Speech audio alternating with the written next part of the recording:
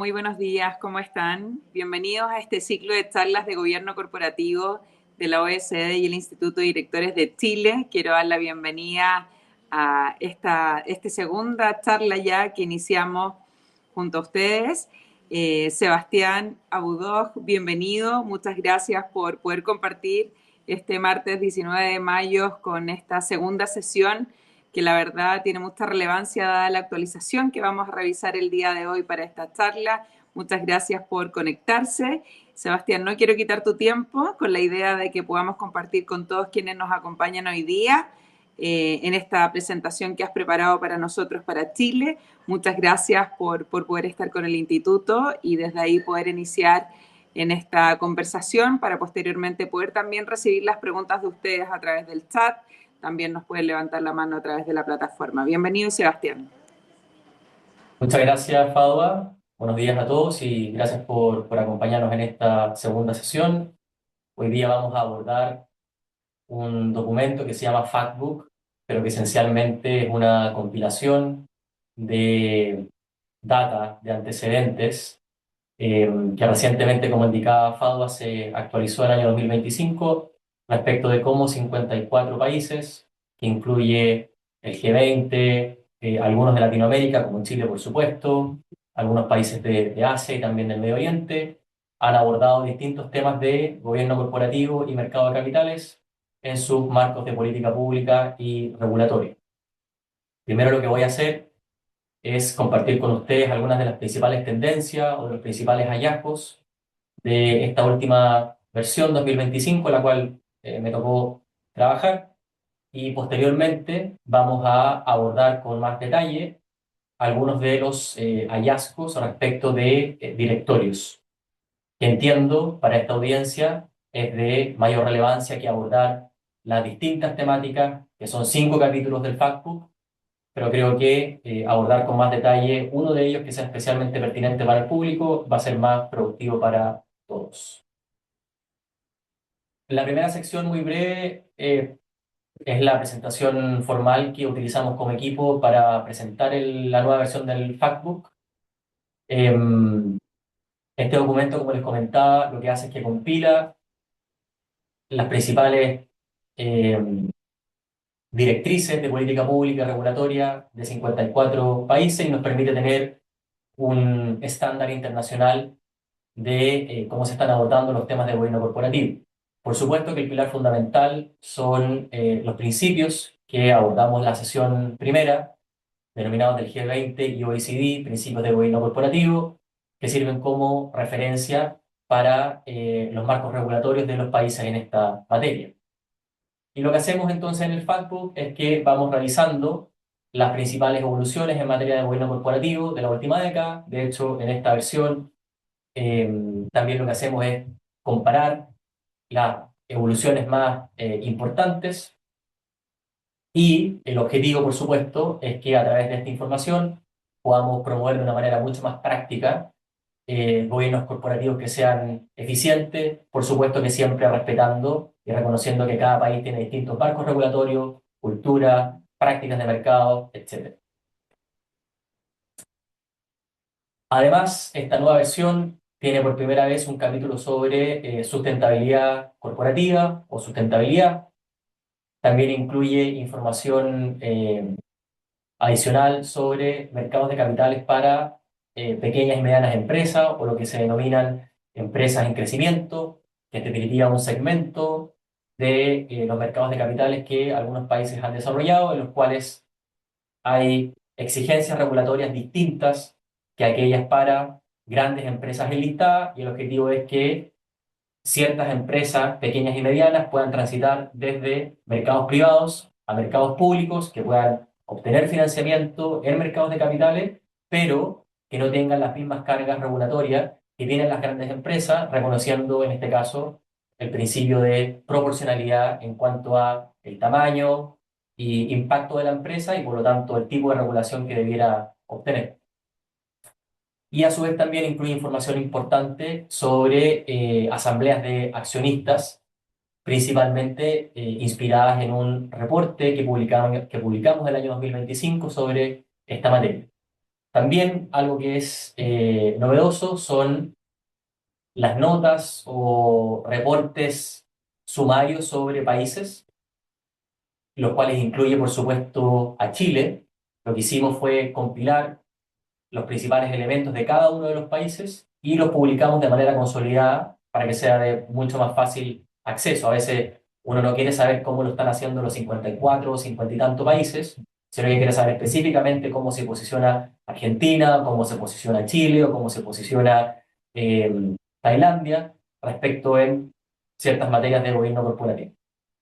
Como les comentaba, el ámbito de trabajo son 52 países y el estudio, si bien es publicado el año 2025, considera antecedentes e información de fines del año 2024. Y está compuesto por 5 capítulos, uno de ellos directorios, que es el que vamos a abordar con más detalle. Primero veamos las grandes tendencias. Hacia fines del año 2024 identificamos que existen globalmente 44.000 empresas enlistadas, por lo tanto, en mercados públicos de capitales. También había una tendencia importante de empresas que se han salido o retirado de los mercados públicos, 35.000 desde el año 2005, lo cual se puede deber a distintas razones. Algunas empresas han transitado desde mercados privados a mercados públicos y luego vuelven a mercados privados. Otras, por ejemplo, han tenido procesos de adquisición o se han unido con otras empresas y eso obviamente genera que si hay un merge de 3 4 5 empresas en una nueva o todas en una de las que ya estaba listada, por supuesto que eso significa 4 que ya no están enlistadas. Entonces, eso puede deberse a distintos factores, pero lo que sí es claro es que hay una tendencia cada vez mayor a empresas que se han retirado de los mercados de capitales. Otra tendencia interesante es la diferencia entre lo que se denomina IPOs o la primera emisión de acciones en mercados de capitales cuando una empresa se enlista o comienza a cotizar en bolsa por primera vez y aquellas empresas que ya estando cotizadas en eh, una bolsa de comercio hacen o emiten acciones adicionales a las que emitieron por primera vez.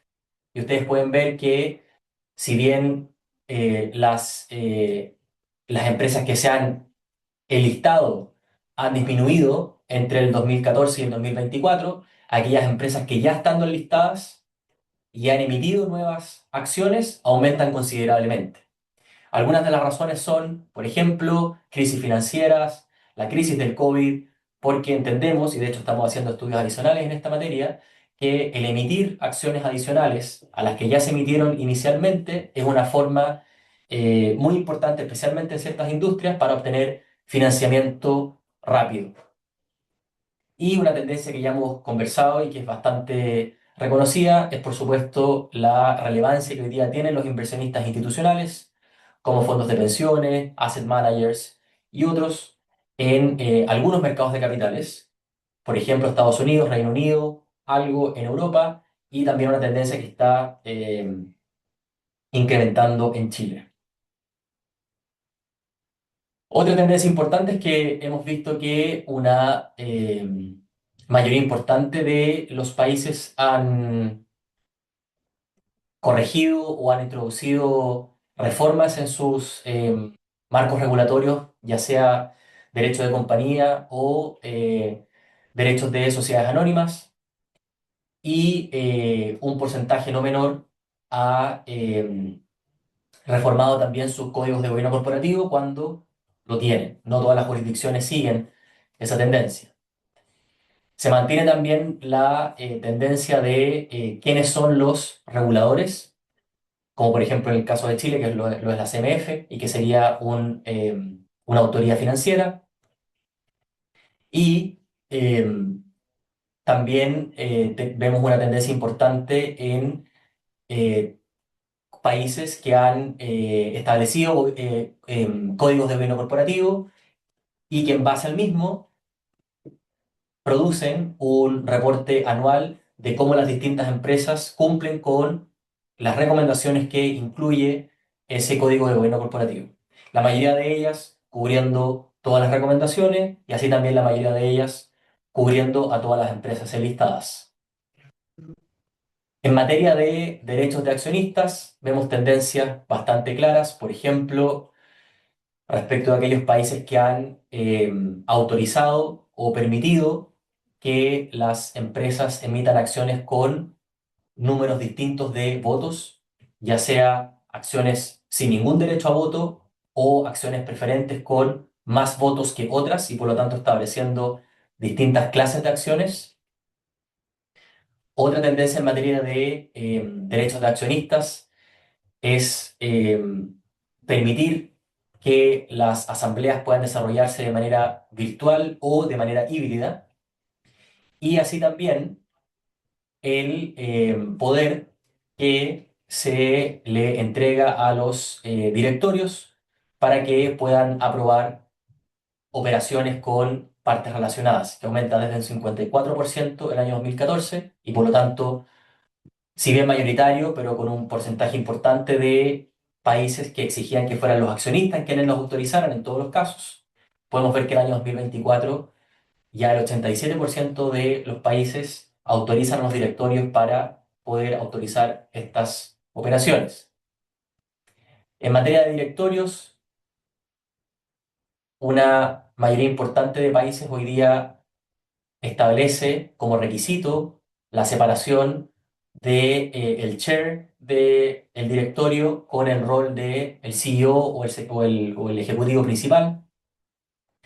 También hay un incremento no menor de aquellos países que establecen un requisito legal o en las reglas de la respectiva bolsa de comercio en cuanto a criterios para la remuneración de los principales ejecutivos, un incremento importante de países, ya prácticamente la totalidad, de aquellos que exigen que el directorio sea responsable legalmente por abordar los riesgos de la compañía, algunos de ellos, por ejemplo, estableciendo comités de riesgos o estableciendo que sea un comité en específico, por ejemplo, el comité de auditoría, el que aborde preliminarmente estas materias, y donde vemos un incremento menor, pero un incremento es en la participación de mujeres en directorios. En materia de sustentabilidad, aquellos países que tienen un marco regulatorio, la gran mayoría lo ha establecido a través de ley o regulación obligatoria. Aquellos que han establecido lo que se denominan assurances o certificaciones han seguido la misma tendencia. Vemos cómo los principales usuarios de estos reportes son distintos stakeholders y no un grupo específico, como por ejemplo podrían ser inversionistas. Y también vemos que aún hay un avance menor en términos de exigir que haya un nivel importante de certificación. Como les comenté, este, esta versión 2025 incluye lo que se denominan las country notes o notas de países o resúmenes de cada país. Esto está disponible online. Posteriormente les voy a compartir un código QR y probablemente el instituto pueda también compartirles los links, pero es muy fácil poder acceder a la información consolidada de cada uno de los países, entre ellos, por supuesto, Chile. Veamos entonces ahora, con mayor detalle, algunas de las principales tendencias en materia de directorios que revela la versión 2025 del FACT. En materia de directores independientes, hay cierta fragmentación entre los países, no hay una tendencia sólida o tan clara. El requisito más común es que se exija un número mínimo o una proporción al menos de los directores que lo sean independientes y 13 países exigen que sean al menos 2 a 3 miembros del directorio, así como 9 países exigen que al menos un tercio del consejo de administración o directorio sea independiente.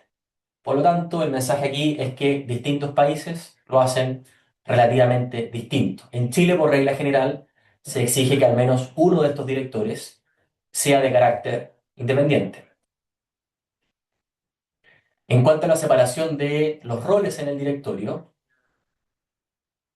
hemos podido identificar que hay un aumento significativo, como ya lo planteamos, de países que exigen, no solo que recomiendan, sino que lo establecen como eh, mandatorio para los directorios, de que haya independencia en el Consejo. Luego es distinto cómo se exige que esa independencia se manifieste en el Consejo. Una de ellas es la separación de funciones entre el CEO o director ejecutivo y el presidente del directorio o el chair. Y esto, como ustedes pueden ver, ya se exige por una mayoría importante de países. Otros lo recomiendan, si es que tienen códigos de gobierno corporativo que así lo establecen y por lo tanto reportan en ese sentido en los reportes anuales que producen la gran mayoría de los países. Otros criterios para establecer independencia de, el directorio son, por ejemplo, la independencia que tienen los directores, ya sea todos ellos o algunos de ellos, respecto de accionistas mayoritarios, lo cual en distintos países se establecen distintas categorías que lo vamos a ver más adelante, y también algunos países, no todos, consideran límites máximos del mandato de estos directores para ser considerados independientes. Y por ejemplo, si es que un director ha servido en un directorio por más de 6 7 8 o 10 años, la consecuencia de eso es que ese director ya no puede ser considerado como independiente. En Chile, la separación de estos roles es exigida. El segundo criterio de independencia, como ya lo conversábamos, es la independencia respecto de accionistas mayoritarios, y casi todas las jurisdicciones establecen estos requisitos para considerar a un director como independiente.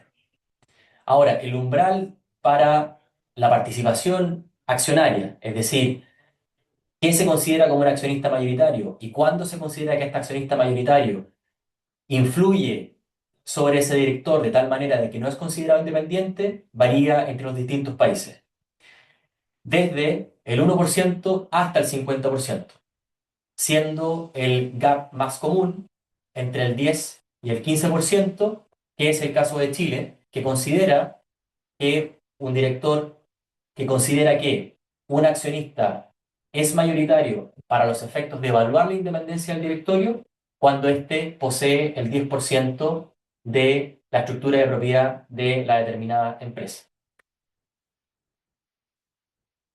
El otro criterio es la duración máxima para ser considerado independiente. Aquí ya un porcentaje menor de los países establece un mandato máximo del 63%, pero sí hay un incremento respecto del 51% que establecía este requisito hace el año 2014. Cuando se establece esta exigencia, el mandato máximo, es decir, el tiempo máximo que puede servir un director, varía entre 3 y 12 años, siendo este último el periodo más común, seguido por 9 años. Por lo tanto, en general, cuando se establece el requisito, es un requisito más bien laxo, porque un plazo de 12 años es un plazo considerablemente importante. Ahora, poco más de la mitad exigen o recomiendan que una vez que se cumple este periodo, ese director deje de ser considerado independiente al fin de ese periodo. Un porcentaje menor aún de países permite que una vez que se vence este plazo, excepcionalmente y de manera fundada, el directorio pueda plantear la continuidad de ese director y lo someta a consideración de la asamblea o del regulador. En Chile, esta exigencia no está establecida y por lo tanto no hay una duración máxima para los efectos de que ese director deje de ser considerado como independiente. En cuanto al funcionamiento del directorio, y particularmente la estructura de comités al interior del directorio, todos los países exigen o recomiendan que las empresas enlistadas tengan un comité de auditoría independiente. Y esa independencia se va a basar en que la mitad o más de la mitad o un porcentaje mayor que ello de los integrantes del comité sean directores independientes y o, como lo vamos a ver, que el chair de ese comité en específico sea independiente también.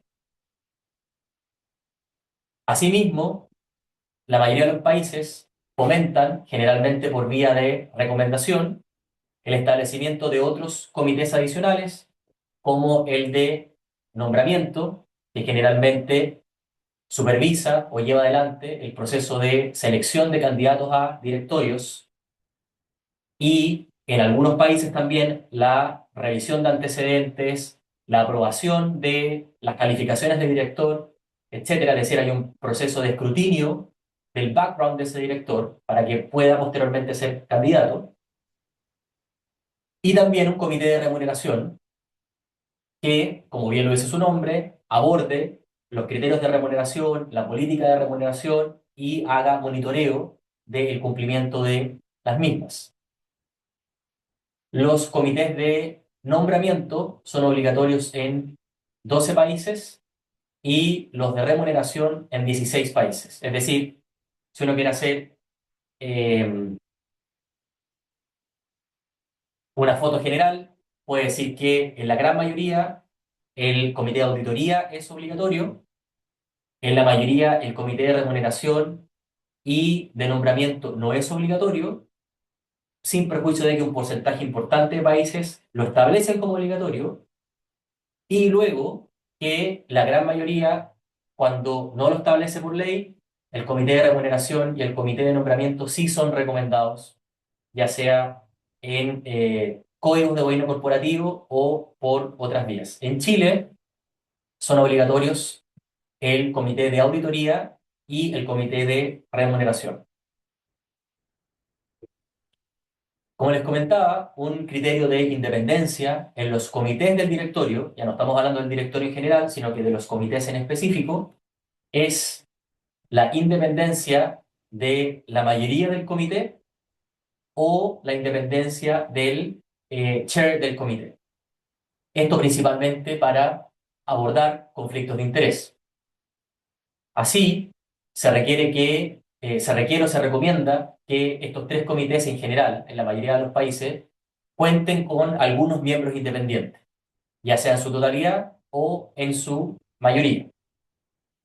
31 países, de hecho, exigen que el comité de auditoría, que como ya vimos en la mayoría, gran mayoría, es obligatorio que los directores lo establezcan, tenga al menos una mayoría de consejeros independientes.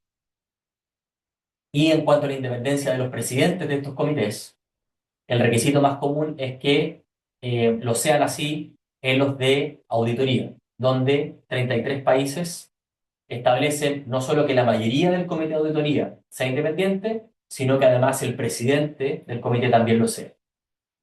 En Chile se exige que la mayoría del comité de auditoría y de remuneraciones sea independiente y que también el presidente de estos comités lo sea.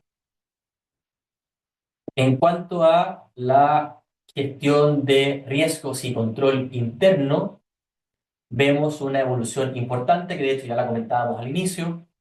Hoy día ya el 61% de los países exige claramente que sea el directorio quien tenga el rol de la gestión de riesgos y en aquellos países en que esto no está establecido por ley, sí está recomendado en sus códigos de gobierno corporativo, lo que representa una evolución importante en comparación con el año 2014. Ahora, los sistemas de control interno y de gestión de riesgos a nivel corporativo también son obligatorios en una gran mayoría de los países y un tercio cuenta con recomendaciones al respecto. Es decir, en general esto es un tema que está cubierto por el marco de gobierno corporativo de todos los países, ya sea a través de exigencias legales o de códigos de gobierno corporativo. Esto en Chile es voluntario y por lo tanto los directorios tienen cierta libertad para poder establecer una estructura en este sentido. Una opción para abordar la gestión de riesgos y también la sostenibilidad es el establecimiento de un comité específico que aborde estas materias. Si bien la legislación o normativas relacionadas a mercado de capitales, como generalmente lo son las reglas de las fuerzas de comercio, en materia de comités de sostenibilidad no están muy extendidas, sí hemos identificado que su uso ha aumentado gradualmente, pasando de solamente un país el año 2022, hoy día a 4. Bulgaria, Croacia, República Checa y Eslovaquia, y los menciono en caso de que algún interesado quiera revisar dichas experiencias. En Chile esto también es voluntario, por lo tanto los directorios tienen libertad para establecer cómo quieren abordar las materias de gestión de riesgo y de sostenibilidad. En cuanto a los auditores externos, en la gran mayoría de los países son los accionistas los que deben nombrar y aprobar al auditor externo. Y todas las jurisdicciones exigen o recomiendan que sea el comité de auditoría el que participe en el proceso de selección, nombramiento o eventualmente la destitución del auditor externo. Chile sigue esta tendencia de la mayoría de los países, en la cual son los accionistas los que deben aprobar esto y esto es requerido por ley.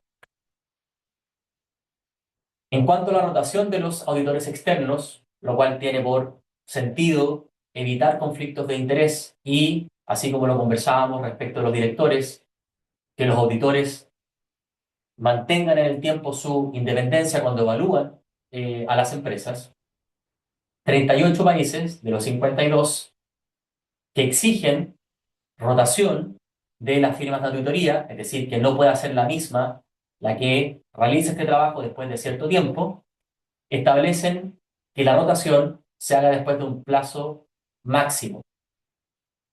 ¿Y cuál es ese plazo máximo? En el 42%, 10 años. Es decir, hay un porcentaje que establece el plazo máximo, no todas lo hacen, para que haya rotación, y cuando lo establecen, el plazo más común es que este sea de 10 años. Vemos una tendencia al incremento, ya que solamente en 2 años, entre el 2022 y el 2024, el número de jurisdicciones que exigen rotación aumentó de un 68% a un 74%. Además, todos los países, excepto 3, exigen o recomiendan la rotación del socio auditor tras un periodo determinado.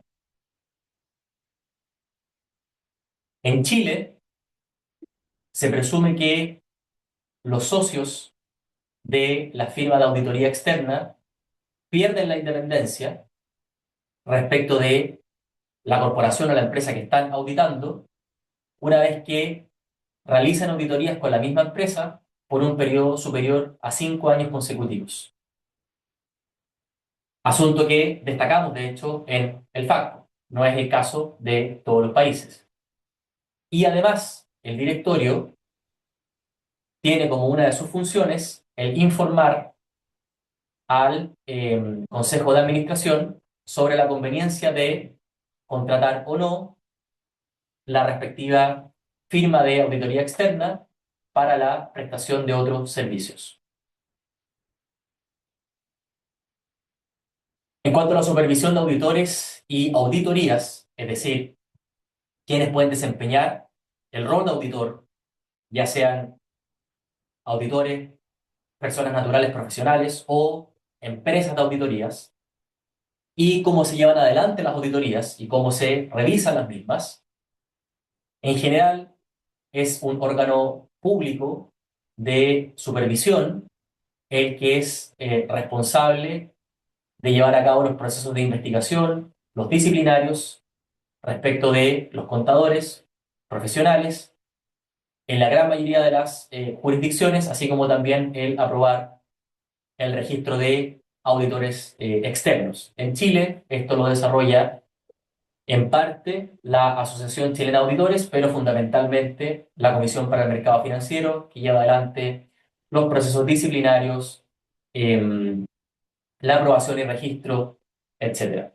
Siguiendo por lo demás la tendencia, como ustedes pueden ver en el gráfico, de la gran mayoría de los países que han responsabilizado a organismos públicos, generalmente la autoridad financiera, a supervisar estas materias.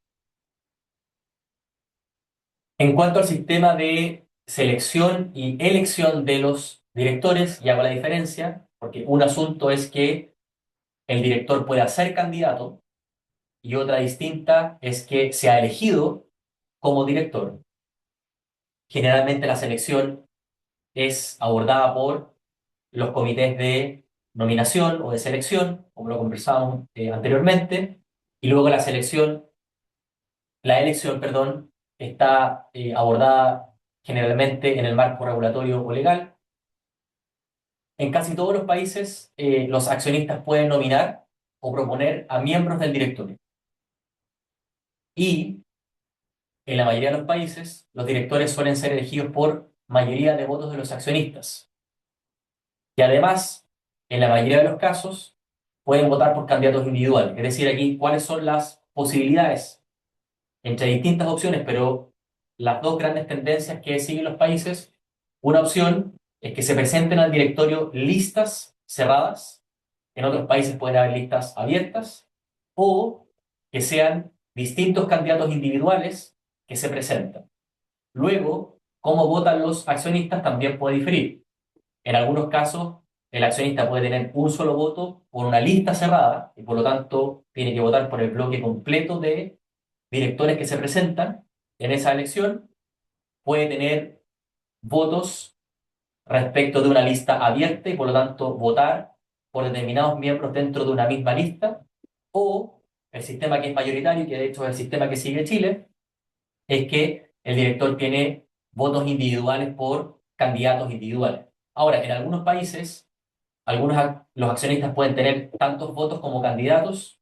En algunos países también tienen lo que se denomina voto cumulativo, que es el caso de Chile, en que yo puedo acumular los distintos votos que tengo y los puedo depositar por un candidato en particular. En fin, hay distintos mecanismos, pero en general la gran mayoría sigue el sistema de votación individual.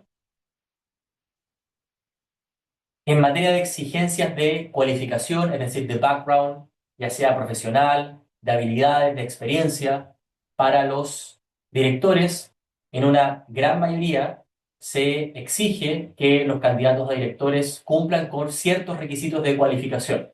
Cosas distintas cómo se supervisa, monitorea o cómo se aplica el enforcement de estas calificaciones. Pero la gran mayoría sí exige que las haya. Ahora, un número menor establece adicionalmente requisitos específicos para aquellos directores que participan en el comité de auditoría y para directores que tienen la característica de ser independiente. Algunos países utilizan distintas combinaciones en cuanto al alcance y condiciones, que de hecho es el caso de Chile, que establece ciertas recomendaciones en general pero exigencias legales para directores independientes. En materia de información que se proporciona a los accionistas en el contexto de una elección de directorio, el reporte de quiénes son los candidatos a directores es obligatoria en una gran mayoría de los países. Y además hemos identificado una tendencia importante entre el año 2014 y el 2024, en que el porcentaje de países que exigían o recomendaban el reporte de el background de las cualificaciones de los candidatos aumentó desde un 61% a un 88% y desde un 51% a un 85%. Es decir, hace 10 años un número bastante menor exigía o recomendaba. Cuando digo exigía me refiero a que lo establecía por ley o por regla de la respectiva bolsa de comercio, o recomendaba, generalmente en códigos de gobierno corporativo, que los directores tuvieran este background o este perfil profesional o en términos de expertise. Hoy día la gran mayoría lo exige y o lo recomienda. En Chile esto es recomendado. En materia de criterios para remuneración de ejecutivos, todas las jurisdicciones, excepto Estados Unidos, establecen criterios generales para que el directorio establezca la estructura de remuneración de directores y ejecutivos, lo cual se traduce generalmente en lo que se denomina la política de remuneración. Y la cantidad de países con criterios de remuneración aumentó aún más los últimos 2 años, pasando del 45% al 54%. En Chile esto es recomendado. En cuanto a la composición de la remuneración de los ejecutivos, que puede ser con un monto fijo, pero luego con montos variables vinculados a rendimiento, performance, sustentabilidad, etcétera. Esto varía en los distintos países.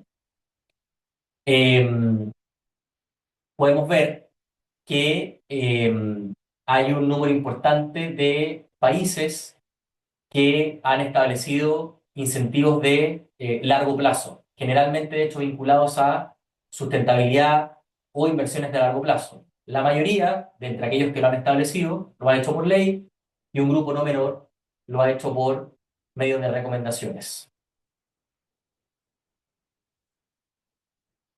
En cuanto a la aprobación de la política de remuneración, en más de la mitad de los países, los accionistas deben aprobar esta política, así como el nivel o monto de los paquetes o acuerdos de pago. Pero solo en el cerca del 20% de los países se requiere una resolución consultiva de la Asamblea de Accionistas sobre la política de remuneración. Es decir, en la gran mayoría son los accionistas los que deben aprobar esto y en un porcentaje de los países los accionistas son consultados, pero la decisión final sobre la política de remuneración recae en el directorio. En Chile, esto debe ser aprobado por los accionistas. En cuanto al reporte, no de la política de remuneración, sino que de los montos específicos de las remuneraciones, también hay variaciones entre distintos países, no solo en cuanto a si reportan o no reportan, sino que también en cuanto a qué reportan. En algunos países, por ejemplo, se reportan los 5 salarios más altos o se reporta respecto de un grupo de directores, solo los independientes, solo los ejecutivos, solamente el presidente del directorio. En esto hay distintas approaches en los países. Ahora, lo que sí es que en la gran mayoría, como les comentaba, se requiere un voto obligatorio respecto de la política de remuneración y respecto del reporte de las remuneraciones. También la gran mayoría de los países exigen que los directorios así lo hagan. Y finalmente, en cuanto a la composición de género de los directorios, hay una exigencia de reporte. El 65% de los países exigen por ley que los directorios reporten la composición de género de sus directorios y el 34% lo exige solamente respecto de la alta dirección del mismo. Esto además varía en aquellas empresas en que tienen directorios separados. En el caso de Chile, las empresas en general tienen lo que se denomina un directorio unitario. En otros países como Alemania hay un directorio que supervisa y un directorio que ejecuta. Esto supone un aumento respecto al año 2020, cuando la cifra se situaba en solo un 56% para todo el directorio, que hoy día es un 65%, y en un 22% para la alta dirección del mismo. En Chile, este reporte es requerido y he visto que el Instituto de Directores ha estado haciendo un trabajo importante en la difusión de estas exigencias en Chile. En este código QR pueden descargar el reporte completo del Factbook 2025 y además pueden acceder a las notas de países que incluye Chile. Esta presentación va a estar disponible para ustedes posteriormente. Y también en este código QR pueden responder una encuesta de satisfacción. Lo voy a dejar ahí eh, disponible para que puedan acceder al mismo. Y con ello concluimos esta presentación, agradeciendo al Instituto por esta segunda sesión y esperando que esta visión general de cuáles son las principales tendencias a nivel internacional que reporta la última versión del FACTBook en los distintos materias de gobierno corporativo y los detalles que abordamos en materia de directorios y directores les puedan ser útiles, creo yo, para, en el ejercicio de sus responsabilidades, tener una visión de cuáles son las principales tendencias a nivel mundial y especialmente cómo se posiciona Chile respecto de estas exigencias cuando ustedes tengan que enfrentar discusiones o negociaciones al interior de sus empresas, con organismos reguladores o también cuando puedan estar operando a nivel internacional con empresas que siguen otras reglas y que pueden estar sujetas a regulaciones distintas a las cuales ustedes lo están en Chile. Muchas gracias por su atención y quedo disponible para preguntas del público. Muchas gracias, Sebastián, por tu presentación.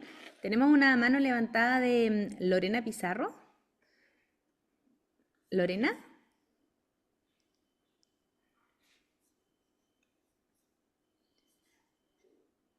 No. Lorena Pizarro, ¿puedes hablar?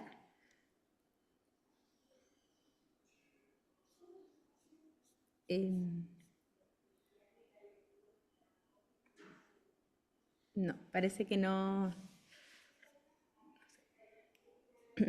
No sé si alguien también quiere hacer alguna pregunta, puede levantar la mano. Aquí, Jimena Zapata tiene una pregunta. Hola, ¿se escucha? Sí, perfecto, te escuchamos. Em, pero creo que no puedo poner la cámara, así que, pero estoy aquí. Oye, muchas gracias por la presentación. A mí me interesaría saber si en este mundo ya globalizado y con el avance de la inteligencia artificial, la robótica, cómo está, ya no es algo que se esté proyectando, sino que cómo está afectando actualmente la composición de los equipos de trabajo, bueno, en fin, el impacto en el trabajo más de algún tipo de trabajos de mujeres, mucho más en los trabajos de menos calificación. ¿Qué se está conversando a nivel corporativo en Europa respecto a este tema? Me extraña que no esté ni siquiera como comentado, Sebastián. Ujú. Bueno, gracias por la pregunta. No es un tema que abordamos en el Factbook intencionalmente, porque es una materia de rápida evolución, lo que no significa que no lo estemos monitoreando. Ahora, ¿qué es lo que hemos abordado hasta ahora?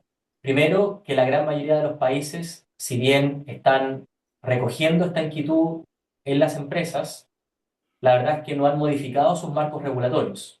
Y al parecer, la decisión de política pública por ahora es que los directorios enfrenten esta materia con las herramientas o los marcos legales disponibles, generalmente lo que se denominan los deberes de los directores o los fiduciary duties, así como regulaciones que puedan estar afines a esta materia. Sin embargo, por supuesto que sí hay discusión, de hecho tenemos un workstream que hoy día está en proceso, que incluye de hecho empresas en Chile. Recientemente compartimos con asociaciones empresariales de Chile y de otros países una encuesta en que estamos consultando cómo están los directorios utilizando las herramientas de inteligencia artificial desde distintas perspectivas. Uno tiene que ver con la operatividad del directorio, principalmente control de gestión, gestión de riesgos, monitoreo, en la cual por supuesto que AI te puede ayudar mucho, pero por otra parte también cómo se están utilizando en los procesos de toma de decisiones, en la cual finalmente quienes son responsables frente a los accionistas y frente a la empresa son los directores. Pero también ahí se plantean algunas preguntas de política pública, es decir, ¿cuál es el límite o cuál es la responsabilidad de un director cuando toma una decisión en base a AI? ¿Cuál es el valor o el impacto que tiene ese AI en el proceso de toma de decisiones? Son temas que hoy día nosotros estamos recopilando información, promoviendo discusión. No tenemos una visión o un planteamiento, por así decirlo, inflexible en la materia, sino que seguimos amparados dentro de los principios de gobierno corporativo que se actualizaron en el año 2023, y en ese marco es que estamos conversando con los stakeholders, con los actores, ya sean reguladores o las empresas, para ver cuál es hoy día la aplicación práctica de esto y poder empezar a producir lo que denominamos policy brief. En definitiva, tampoco es adoptar una posición, sino que es relevar qué es lo que está sucediendo y cómo esto se ve en el marco de los principios de gobierno corporativo. Am, no sé si alguno de de las personas que están en el público hoy día participa en alguna empresa que haya recibido este cuestionario, si probablemente quiera hacer algún comentario en esta materia. Y coméntame tú, Jimena, si te respondo tu consulta o estás esperando algo con una perspectiva distinta en relación a AI. No, sí me responde la consulta, Sebastián, porque me estás contando lo que se está haciendo. Em, y yo creo que me parece a mí que en la visión, dado la visión estratégica del gobierno corporativo, está pensada, y yo creo que es la forma de abordarlo, porque si bien no te puedes anticipar a la regulación, pero ya no te vas a poder anticipar nunca más a la regulación. Entonces yo creo que la forma de abordar el impacto de la IA es diferente tal vez a los otros impactos que hemos tenido, sostenibilidad y tantos otros que han ido incorporándose como tema relevante en el gobierno corporativo.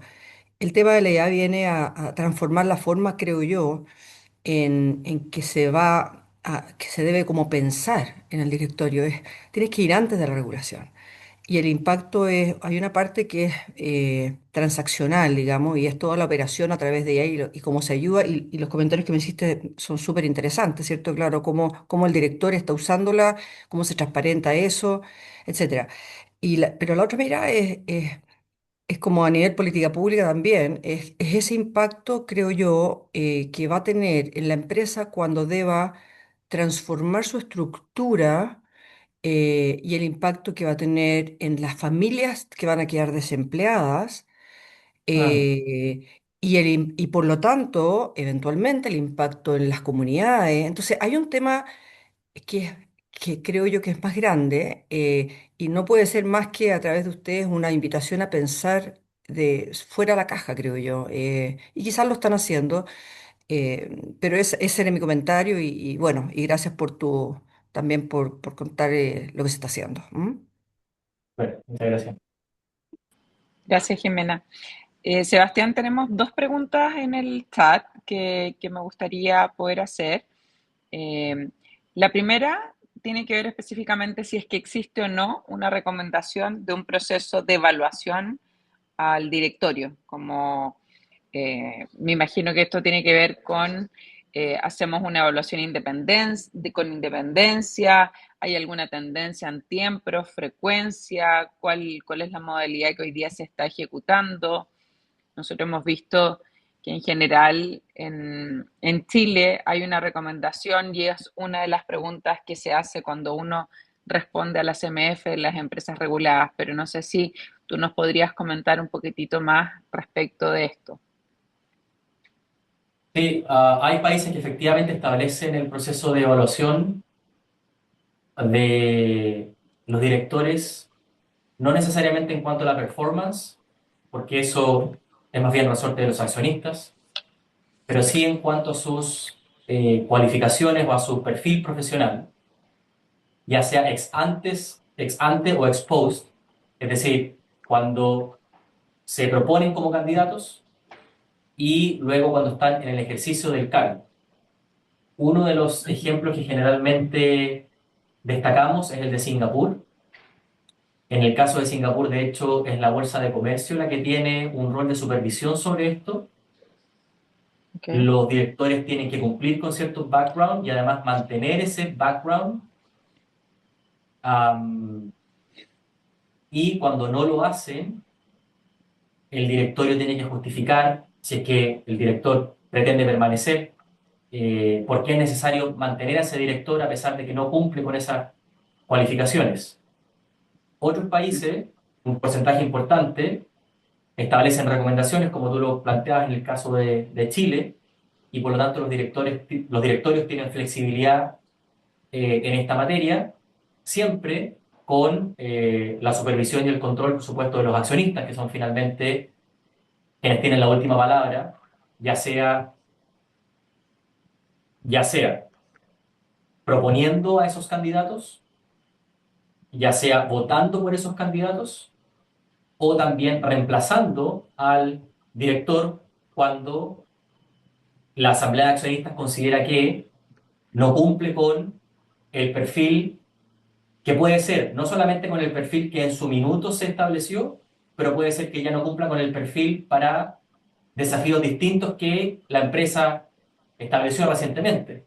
Por ejemplo, Ujú. si es que Pero hubo una determinación... ¿hay alguna recomendación, Sebastián, por ejemplo, de realizar un proceso más de autoevaluación del directorio Sí, sobre el claro. funcionamiento? De hecho, en los principios de gobierno corporativo se establece como recomendación que una recomendación expresa de que los directorios deben tener un proceso de autoevaluación, de que ese proceso de autoevaluación debe hacerse cada cierto tiempo, de que el directorio debe incluir dentro de este proceso de evaluación no solamente el background profesional, sino que también se tienen el mix de habilidades, composición, miradas, llámese género, expertise, etcétera, que permite que el directorio sea efectivo para los desafíos que la asamblea ha establecido. Por lo tanto, es un aspecto bastante flexible, ¿no? Esto varía empresa a empresa, industria a industria, eh, director a director, asamblea a asamblea. Pero sí, hay una recomendación expresa de los principios de que el directorio lleva adelante una evaluación periódica, sistemática, no solo una vez, que incluya todas estas variables. Súper. Sebastián, mira, y hay otra pregunta que tiene que ver específicamente con un tema de conflicto de interés. ¿Cómo identificar cuál es el estándar de la OSD respecto de los conflictos de interés que tienen los directores en empresas vinculadas o de un mismo grupo corporativo, el concepto holding, ¿no es cierto?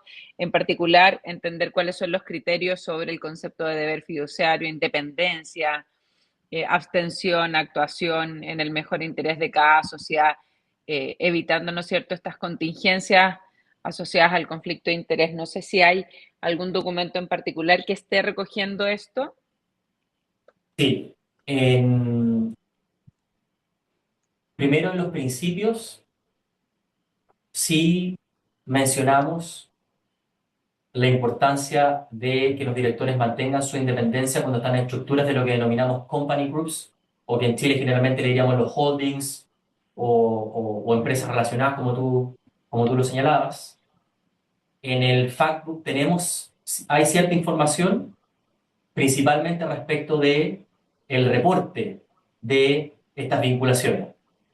Por ejemplo, tengo acá a la vista eh, la información sobre reportes en materias de quiénes son los últimos beneficiarios, que sirve para saber eventualmente a qué accionista o grupo de accionistas ese director responde y por lo tanto tú puedes identificar si ese director responde a accionistas que participan en empresas que están relacionadas. La gran mayoría, incluido Chile, exige que aquello se reporte, también que se reporten los acuerdos de accionistas y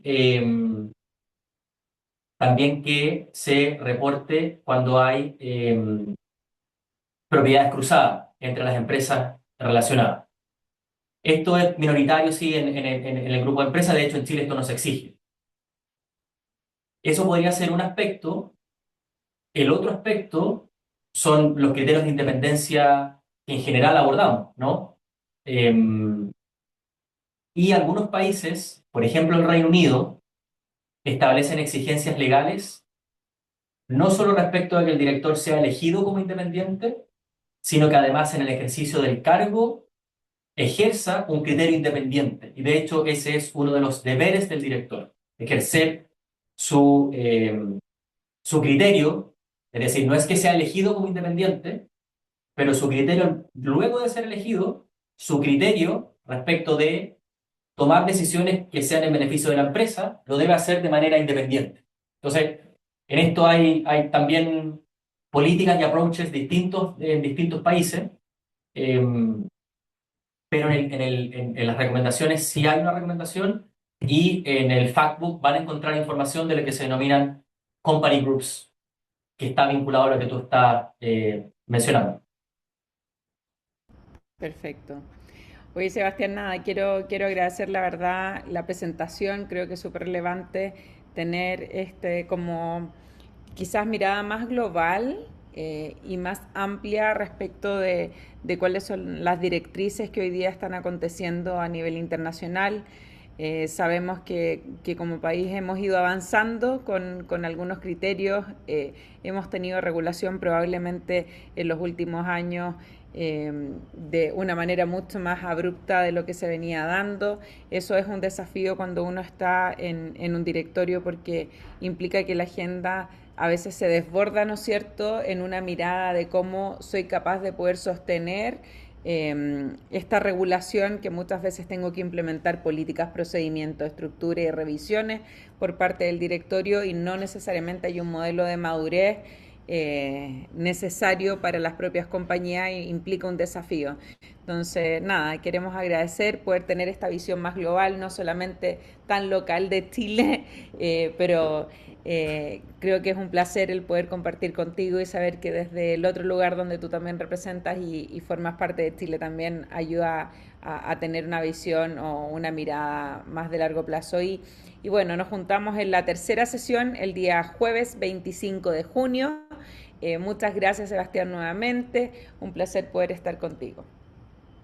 Muchas gracias. Que estén muy bien.